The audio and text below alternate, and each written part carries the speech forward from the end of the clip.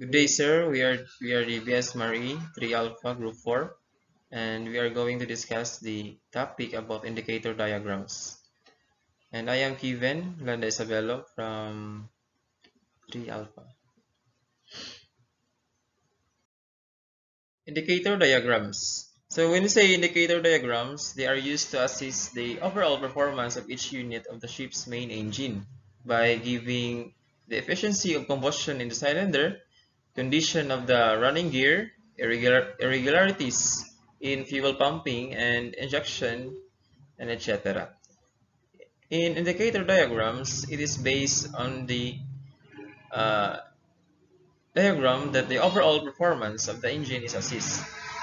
And indicator diagrams are taken at regular intervals of time and match with that of the ship's sea trial diagrams to check if there is any significant difference in performance. So if there is any difference, it is important that the problem is rectified before starting the engine. And in the diagram, we have the combustion, compression, expansion, and atmospheric line. So we call Pmax or the maximum pressure and the Pcom or the compression pressure. Engine indicator. The engine indicator is a device used to take the indicator diagram, which can be considered as a stethoscope for diesel engines.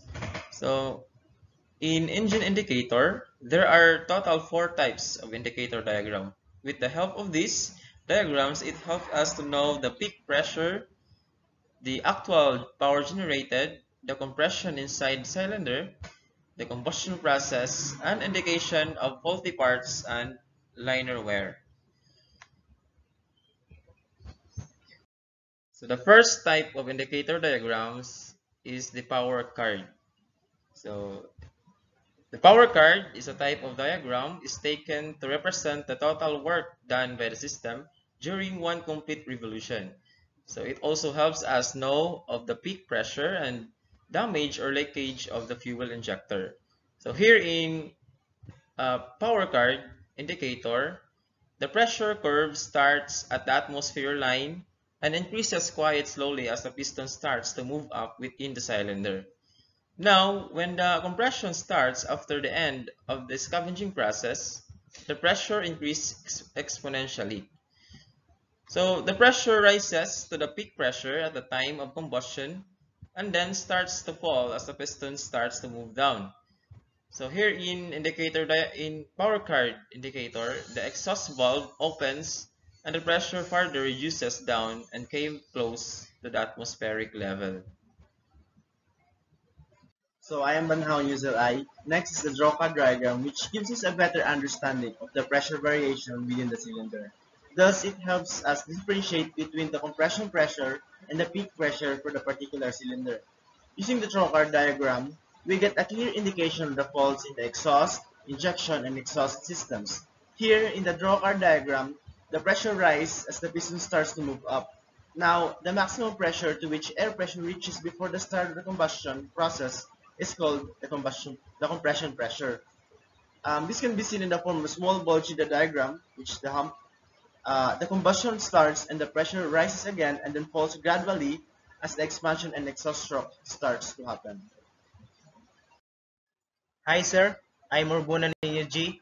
Next is the completion diagram, which is used mainly to determine major faults in the unit while confirming the correct synchronization of the instrument with the piston movement at the same time. The total height of the pure represent compression pressure.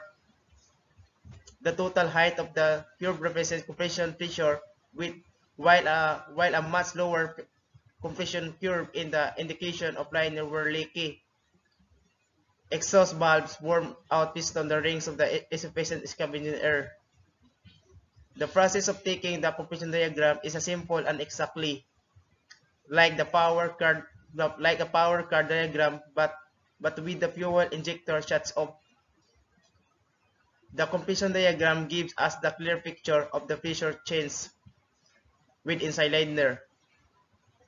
This helps us know This helps us know better about the effects of valves and ports on cylinder pressure. Good day, sir. My name is Ronald Pavas, and I will be explaining to you the light spring diagram. So, a light spring diagram is taken when there is a suspected irregularity in the exhaust and inlet stroke. It scales and enlarges the deviation in pressure enough to be visible. So, the pressure changes during scavenging and exhaust can be monitored and required changes are needed to be done. In the case of the light spring diagram, there is an instantaneous drop in cylinder pressure as the exhaust valve opens. It falls close to the atmospheric line when the scavenge port uncover and pressure starts to increase.